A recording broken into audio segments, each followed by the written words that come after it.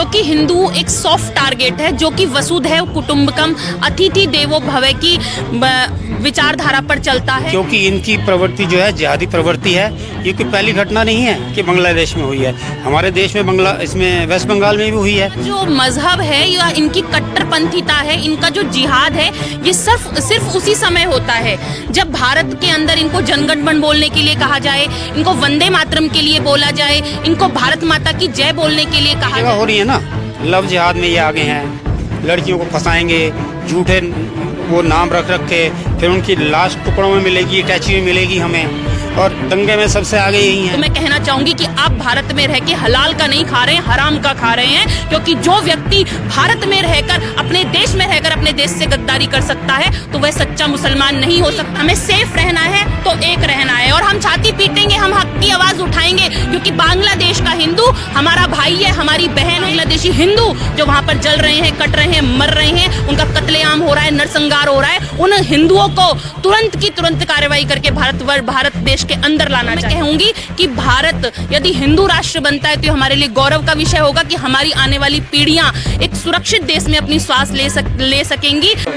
नमस्कार, आप देख रहे हैं सच की रफ्तार। देखिए, लगातार देश के अंदर देखते हैं हमेशा हिंदू ही प्रताड़ित होता है, और ऐसे में जो बांग्लादेश से तस्वीरें आई, एक मजदूर दिलीप की जलाकर हत्या कर दी जाती है, और उसके बाद जो भारत के दूतावास है बांग्लादेश के अंदर, वहां पे भी हमला किया जाता है। और आज ऐसे में तस्वीरें आई बांग्लादेश से, वहां पे सुरक्षा चाक चौबंद की गई जो विदेशी नियमों के तहत, और आज हमने देखा भारत के अंदर बांग्लादेश के जो दूतावास है वहां पे प्रदर्शन किया गया। तो ऐसे में मैम हमारे साथ हैं, इनसे बातचीत करेंगे, क्यों हमेशा हिंदू ही प्रताड़ित क्यों होता है। नमस्कार मैम, आपका क्या नाम है? शिवानी सिंह, राष्ट्रीय प्रवक्ता, राष्ट्रीय परशुराम परिषद। मैम, क्या कहेंगी जो लगातार हम तस्वीरें देख रहे हैं, चाहे भारत का पश्चिम बंगाल हो या फिर बांग्लादेश हो, हमेशा हिंदू ही क्यों सताया जा रहा है? क्योंकि हिंदू एक सॉफ्ट टारगेट है जो कि वसुधैव कुटुंबकम अतिथि देवो भव की विचारधारा पर चलता है, इसीलिए इनका हिंदू एक आसान सा टारगेट है। और वहां पर सबसे बड़ी बात है कि बांग्लादेश में हिंदू माइनॉरिटी में है, इसीलिए वहां पर हिंदू प्रताड़ित है। आप कह रही माइनॉरिटी में है इसलिए प्रताड़ित होता है। भारत के अंदर और भी ऐसे मजहब हैं, पंथ हैं जो माइनॉरिटी में है, भारत के अंदर सेफ है। अगर भारत में कोई बुरखा खींच ले, नीतीश कुमार जी ने जैसे पहचान के लिए बुरखा हटाया, तो तमाम विपक्षी पार्टियां हा हुल्ला करने लगी। आज क्यों विपक्षी पार्टियां मौन है जब बांग्लादेश में नरसंहार खुलेआम हो रहा है? क्योंकि इनका जो मजहब है या इनकी कट्टरपंथीता है, इनका जो जिहाद है, ये सिर्फ उसी समय होता है जब भारत के अंदर इनको जनगण मन बोलने के लिए कहा जाए, इनको वंदे मातरम के लिए बोला जाए, इनको भारत माता की जय बोलने के लिए कहा जाए। मैं कहना चाहूंगी कि इनके मजहब में है कि इनको उस देश का अन्न नहीं खाना चाहिए जहां पर इस्लाम ना हो, जहां पर दूसरा धर्म हो, दूसरा देश हो, तो उस देश में उगा हुआ अन्न इसे नहीं खाना चाहिए। मैं कहना चाहूंगी कि आप सब लोग यदि भारत में रहकर भारत माता की जय नहीं बोलते हैं, जनगणमन नहीं बोलते हैं, वंदे मातरम नहीं बोलते हैं, दीपू दास की हत्या पे यदि आप लोग मौन हैं और आप बोलते हैं कि जब जब जुल्म होगा तब तब जिहाद होगा, तब जुल्म की इम्तिहा होने पर भी आप लोग मौन रहते हैं, तो मैं कहना चाहूंगी कि आप भारत में रह के हलाल का नहीं खा रहे हैं, हराम का खा रहे हैं। क्योंकि जो व्यक्ति भारत में रहकर अपने देश में रहकर अपने देश से गद्दारी कर सकता है तो वह सच्चा मुसलमान नहीं हो सकता, उसका मुसलमान मजहब पर कोई ईमान नहीं हो सकता। देखिए, ऐसे में कुछ लोग ये सवाल उठा रहे हैं, बांग्लादेश का मामला है, हम भारत में क्यों छाती पीटे? बांग्लादेश जाने, वहाँ की पुलिस जाने, वहाँ का प्रशासन। हम छाती पीटेंगे, हम रोएंगे, हम चिल्लाएंगे, क्योंकि बांग्लादेश में रहने वाला हिंदू हमारा भाई है, बांग्लादेश में रहने वाली बहन बेटी हमारी बहन बेटी है।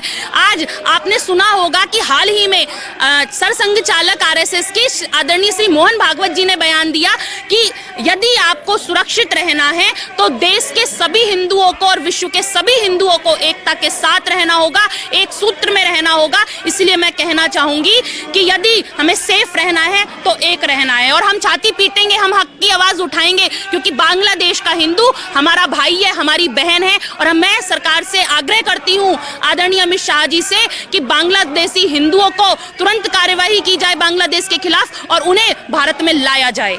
आप कह रही हैं भारत में लाया जाए। सुप्रीम कोर्ट के जज सूर्यकांत जी कहते हैं कि भारत कोई धर्मशाला थोड़ी है, कहीं से भी आएंगे रिफ्यूजी बन के आएंगे, भारत में जगह दे दी जाएगी।